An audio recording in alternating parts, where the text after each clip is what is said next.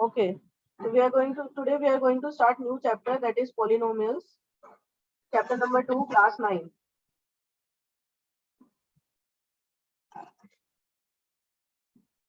तो बेसिकली इस चैप्टर में हम लोग अलजेब्रिक एक्सप्रेशन, तुमने लास्ट ईयर अलजेब्रिक एक्सप्रेशन पढ़ा था, जिसमें वी डिड सम आइडेंटिटीज.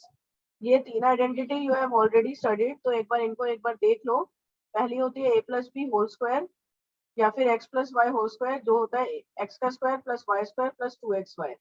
दूसरी होती है a minus b whole square, और you can say x minus Y whole square, that is equals to x square plus y square minus 2xy. और you can say a square minus b square, that is equals to a plus b into a minus b. तो ये 3 आपने identities last year पढ़ी थी. Okay, और इन्हीं identities के अलावा हम और भी आइडेंटिटीज पढ़ेंगे इस चैप्टर में. सबसे पहले पढ़ लेते हैं पॉलिनोमियल्स होता क्या है. पॉलिनोमियल सबको पता होगा, मोनोमियल जिसमें सिंगल टर्म हो. अलजेब्रिक एक्सप्रेशन, ऐसा अलजेब्रिक एक्सप्रेशन जिसमें सिंगल टर्म हो उसको बोलते हैं मोनोमियल. जिसमें 2 टर्म हो उसको बोलते हैं बाइनोमियल. जिसमें 2 से ज्यादा टर्म हो या 3 टर्म हो, 3 से ज्यादा टर्म हो, उसको बोल देते हैं पॉलिनोमियल. तो पॉलिनोमियल एक ऐसा एक्सप्रेशन होता है कंसिस्ट ऑफ 2 और मोर टर्म्स. ओके, अगर पॉलिनोमियल्स इन वन वेरिएबल की बात हो तो ऐसे पॉलिनोमियल जिसमें खाली एक ही वेरिएबल है, जैसे ये एक ही x है तो सारे में x ही है, तो ये हो गया पॉलिनोमियल इन वन वेरिएबल. टर्म्स सबको पता है टर्म्स क्या होती है. फॉर एग्जांपल, अगर मैं बोलूं 3x प्लस वाई, तो इसके अंदर 2 टर्म्स है. कौन कौन सी? एक 3x और एक y. और कोफिशिएंट होता है इसके साथ में क्या लिखा है, तो x के साथ में क्या लिखा है 3, तो ये हो गया कोफिशिएंट. y का कोफिशिएंट क्या है 1. समझ आ गया? कोफिशिएंट मतलब उसके साथ में क्या लिखा हुआ है. जीरो पॉलिनोमियल ऐसे पॉलिनोमियल जिसमें जो कांस्टेंट पॉलिनोमियल होते हैं उसी को जीरो पॉलिनोमियल कहते हैं, जिसके अंदर जैसे फॉर एग्जांपल 2 एक भी वेरिएबल नहीं है. Polynomial consist of only constants without any variable. Polynomial without any variable are called zero polynomial या फिर कांस्टेंट पॉलिनोमियल.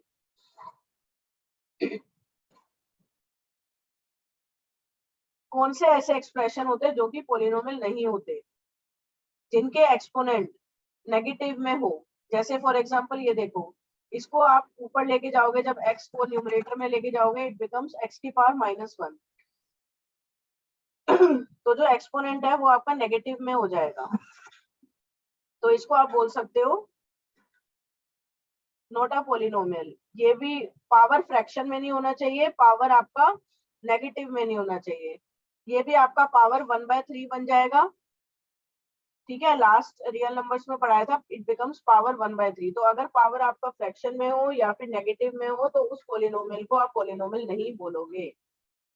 ये 4 तरीके के पॉलिनोमियल है, जिसके अंदर पहला वाला है सिंगल वेरिएबल पॉलिनोमियल. सारे सिंगल वेरिएबल है. अगर मैं बात करूं सबकी डिग्री निकालने के लिए, डिग्री होता है हाईएस्ट पावर. इसकी हाईएस्ट पावर कितनी है 2, तो 2 डिग्री हो गई. इसकी हाईएस्ट पावर 3, इस वाले की 3, इसकी हाईएस्ट पावर 5.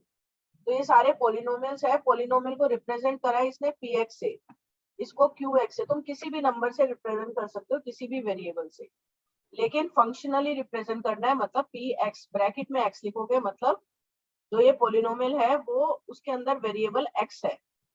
अगर आप qx qy बोलते हो तो ऐसा पॉलिनोमियल जिसके अंदर वेरिएबल y है.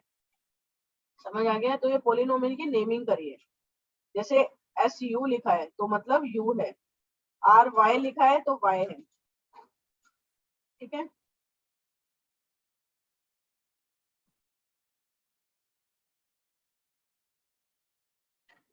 जैसे ये पहला एग्जांपल है, डिग्री आपको निकालनी है इन सारे पॉलिनोमियल्स की. तो इसकी डिग्री क्या होगी 5. इस पॉलिनोमियल की डिग्री क्या होगी 8, क्योंकि हाईएस्ट पावर आप देख सकते हो 8 है. लेकिन अगर कांस्टेंट पॉलिनोमियल की हमेशा डिग्री 0 होती है. क्यों? क्योंकि 2x की पावर 0 लिख सकते हैं इसको, तो डिग्री हो गई 0. तो याद रखना, degree of a constant polynomial is 0.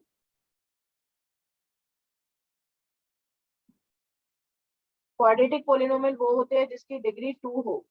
ठीक है, जैसे 5 - y², 6 minus y minus y square, ये सारे क्वाड्रेटिक पोलिनोमियल है जिसकी डिग्री 2 होती है। एक्सरसाइज 2.1 देखो, पहला है which of the following polynomials are in one variable या नहीं, स्टेट द रीजन। तो देखो ये एक वेरिएबल है, यस। ये एक वेरिएबल है, यस। ये एक वेरिएबल तो है लेकिन ये पोलिनोमियल ही नहीं है। क्यों नहीं है? क्योंकि इसमें स्क्वायर रूट आ रहा है। तो जब हम इसको ओपन करेंगे t की पावर 1/2, ये कांस्टेंट में हो सकता है। कांस्टेंट आपका नेगेटिव पावर में भी हो सकता है, फ्रैक्शन में भी हो सकता है, लेकिन जो t है वेरिएबल को आप फ्रैक्शन में या फिर नेगेटिव में नहीं होता। ये भी आपका नहीं है, ये है। ये वन वेरिएबल नहीं है, पोलिनोमियल तो है बट ये यहाँ पे पूछा है पोलिनोमियल्स वन वेरिएबल में होना चाहिए। सेकंड, कोफिशिएंट लिखना है एक्स स्क्वायर का, तो एक्स स्क्वायर के साथ यहाँ पे क्या लिखा है 1, तो 1 होगा। यहाँ पे एक्स स्क्वायर के साथ क्या लिखा है -1। यहाँ पे एक्स स्क्वायर का कोफिशिएंट क्या है π/2। यहाँ पे एक्स स्क्वायर का कोफिशिएंट कुछ भी नहीं है तो 0। Give one example each of binomial of degree 35 and monomial of degree 100। एक बाइनोमियल लिखना है, तो कोई भी लिख सकते हो इसका आंसर। ये वाले का बता रही हूँ, क्वेश्चन नंबर 3। कोई भी आंसर लिख सकते हो, बहुत सारे आंसर है इसके। x की पावर 35 प्लस बाइनोमियल है तो 2 टर्म लिखनी है। सेकंड, डिग्री आपकी 100 होनी चाहिए, तो x की पावर 100 प्लस y2, तो डिग्री आपकी 100 है क्योंकि हाईएस्ट पावर। सिंगल वेरिएबल यहाँ पे मेंशन नहीं है कि एक ही वेरिएबल होना चाहिए, तो कितने भी वेरिएबल यू कैन यूज। लेकिन इस चैप्टर में मैक्सिमम आपका एक ही वेरिएबल यूज हो रहा है, तो इट्स अप टू यू। वैसे एक ही वेरिएबल यूज करोगे तो बेटर रहेगा। Fourth question, right the degree. तो पहले क्वेश्चन की डिग्री कितनी है, हाईएस्ट पावर कितनी है 3। सेकंड वाले की हाईएस्ट पावर कितनी है 2। थर्ड वाले की हाईएस्ट पावर 1। फोर्थ वाले की कांस्टेंट पॉलिनोमियल है, उसकी डिग्री 0 होती है। लीनियर है, क्वाड्रेटिक है या क्यूबिक है? तो पहले वाला देखो क्वाड्रेटिक है क्योंकि पावर 2 है, तो अगर power 2 quadratic, power 3 cubic, power 2 quadratic, power 1 linear, power 1 linear, power 2 quadratic, power 3 cubic.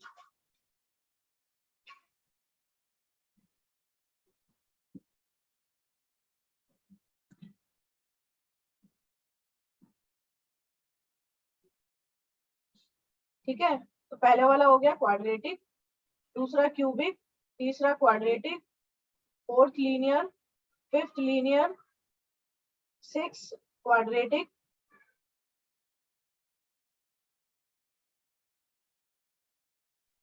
ये हो गया क्यूबिक क्योंकि पावर 3 है। आगे देखो zeros of a polynomial. Zeros का मतलब होता है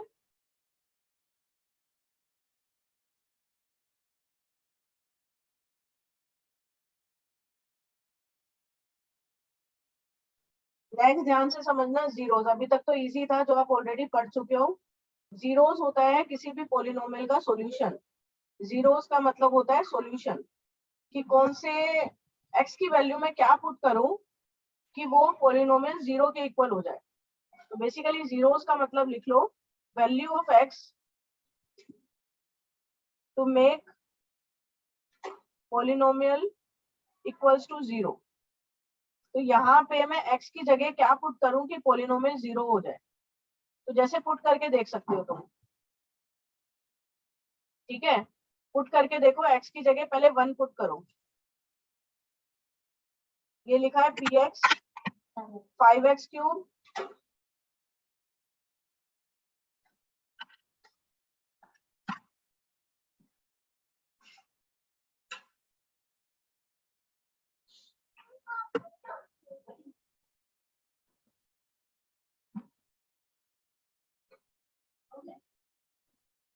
5x cube minus 2x square plus 3x minus 2।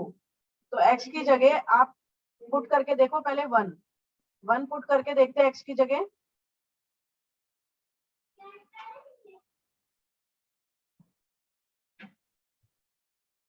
क्या आया, 5 minus 2 minus 3 minus 2, 3 minus 3 minus 2, 3 से 3 कट गया, 0 माइनस 2 आया।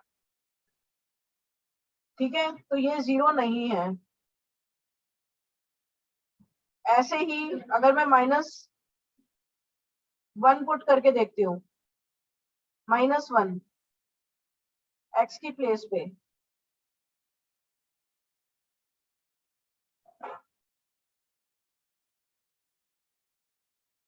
तो ऐसे तुम पुट करके देखोगे और चेक करोगे किस पे 0 आता है। ठीक है, इस तरीके से। तो जैसे इस क्वेश्चन में देखो, जिस पे भी 0 आएगा वो आंसर हो जाएगा। तो यहाँ पे x की जगह आपने p1 पुट करके देखा तो 4 आया, तो ये पोलिनोमियल, मतलब ये 0 नहीं है, 1 0 नहीं है। फिर इसने 0 पुट करके देखा, उसमें भी नहीं आ रहा, तो 0 भी पोलिनोमियल नहीं, जीरोस नहीं है। तो ऐसे तुम्हें जीरोस अगर निकालने हैं तो तुम अलग अलग वैल्यूज पुट करके देखोगे और उससे निकालोगे। ज्यादातर मतलब स्टार्टिंग में ही आ जाएगा 0 या 1 या -1 2, इतने वैल्यूज पुट करके देखोगे, बस उसी में 0 आ जाएगा।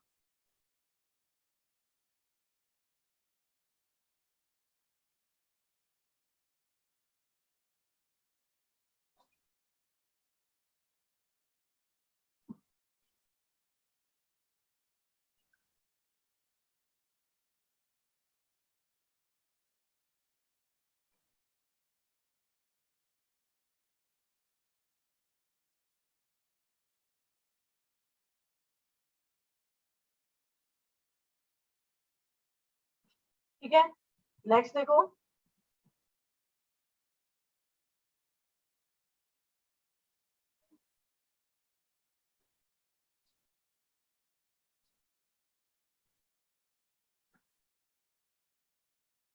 ठीक है, ये तुम्हें मैं समझा दूंगी, अभी इसको पोस्ट एग्जांपल 2 से देखो।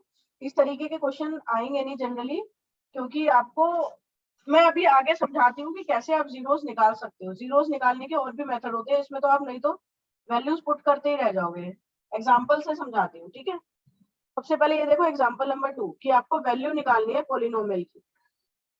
आपको इसमें बस चेक करना है कि x इक्वल्स टू 1 में क्या वैल्यू होगी, वो तो आप इजीली कर सकते हो। Find the value of each polynomial for this variable. तो इस वेरिएबल के लिए आपको सिंपली वैल्यू निकालनी है। तो जैसे अगर x की वैल्यू 1 हो,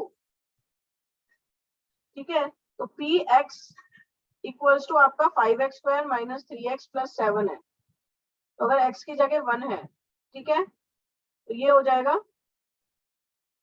x की जगह 1 पुट करना है बस आपको।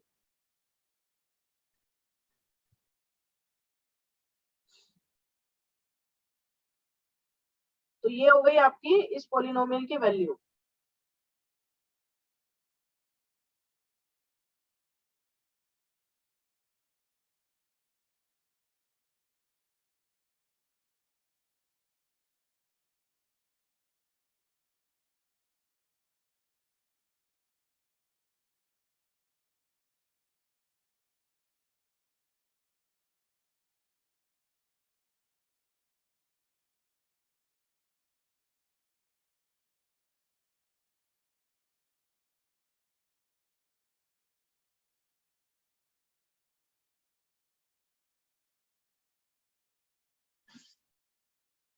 ठीक है, ऐसे आप सेकंड पार्ट भी कर सकते हो, y की जगह 2 पुट करके। तो जैसे अगर क्यू y है, उसकी जगह 2 पुट कर लो, ठीक है, जहां जहां पे y है।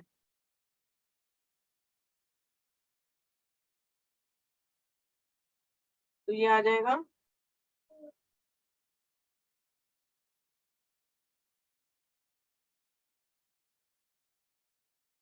ठीक है, तो इसको सॉल्व करके आपका आंसर आ जाएगा। Is it clear? तो इस तरीके से आप वैल्यू निकाल सकते हो किसी भी पोलिनोमियल की।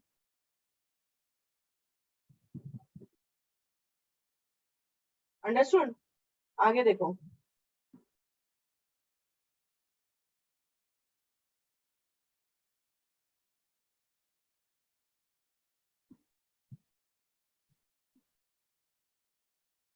ठीक है, आंसर आप रूट में दे सकते हो, उसको सॉल्व करने की जरूरत नहीं है। जैसे यहाँ पे √11 है, तो आप रूट में ही आंसर दे दोगे, no need to solve it further. अब इसमें आपको ये चेक करना है कि क्या ये दोनों जीरोस है या नहीं है। तो आपको बताया था जीरोस क्या होता है, वो नंबर जो कि उस वो वैल्यू ऑफ x जो कि उस पोलिनोमियल को 0 के इक्वल करता है। तो लेट्स सपोज ये पोलिनोमियल को इक्वल मान लो px के, ठीक है। इस पोलिनोमियल को मैं लेट कर लेती हूँ px। तो चेक करो कि p -2 0 है या नहीं है। तो x की जगह -2 पुट करो, 0 आ रहा है इसका आंसर, तो ये है 0। तो -2 0 है। 2 पुट करके चेक करो, 4 आ रहा है, तो ये 0 नहीं है। तो -2 0 है लेकिन 2 नहीं। अब इसका 0 निकालना है। तो देखो सिंपल सा तरीका है 0 निकालने का, वैल्यू पुट करके देखते रहोगे तो बहुत बड़ा हो जाएगा। दूसरा तरीका होता है करने का, सिंपल सा तरीका है, उस इक्वेशन को इक्वल टू 0 कर दो और x की एक ऐसी वैल्यू निकालो। लीनियर इक्वेशन तो सबको आता है ना, तो जैसे px इक्वल्स टू 2x + 1। अब आपको इसमें 0 निकालना है, तो सिंपली जीरोस क्या होता है, x की वो वैल्यू जो कि इसको इक्वल टू 0 करता है। तो मैं लीनियर इक्वेशन की तरह सॉल्व कर लेती हूँ और x की वैल्यू निकाल लेती हूँ। -1/2 आएगा, ठीक है। तो अगर मैं x की वैल्यू -1/2 पुट करती हूँ, चेक करके देख लो, तो वो 0 बन जाएगा, बन रहा है। तो -1/2 आएगा आंसर। तो जीरोस निकालने का एक और तरीका होता है सॉल्यूशन।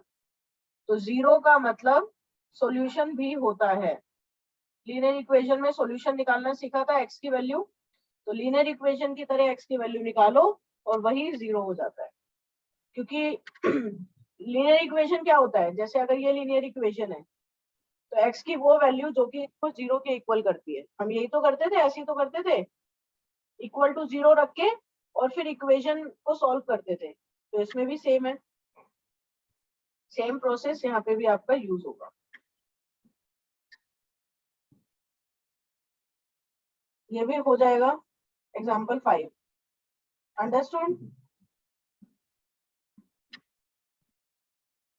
तो जीरोस सिंपली 0 भी हो सकता है, 1 भी हो सकता है, कोई भी वैल्यू हो सकती है। 0 की एक ऐसी वैल्यू जो कि उस इक्वेशन को 0 के इक्वल करता है। अंडरस्टूड।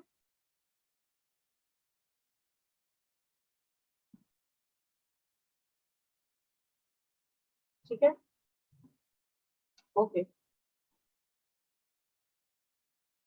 इस क्वेश्चन एक्सरसाइज के कुछ क्वेश्चंस मार्क कर लो, फिर वो क्वेश्चंस प्रैक्टिस कर लेना, ठीक है। एक्सरसाइज 2.2 थर्ड,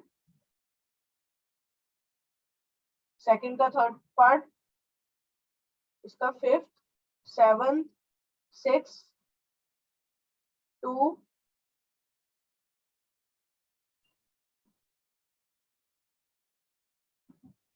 जैसे इसका मैं एक क्वेश्चन करके दिखाती हूँ।